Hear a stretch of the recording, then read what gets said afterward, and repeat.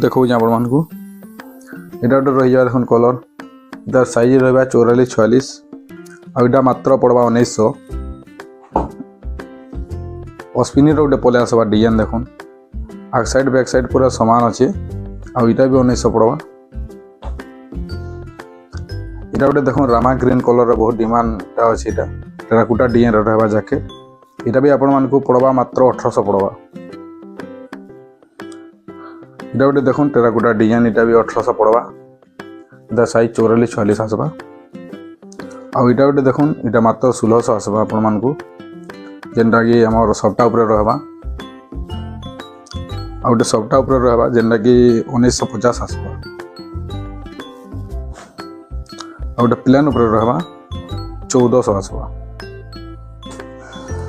इटा गोटे देखो सप्टा पर आसवा बहुत भल लगुच यहाँ लगुच देखो इटा आपण मानक पड़वा 1900 पड़वा।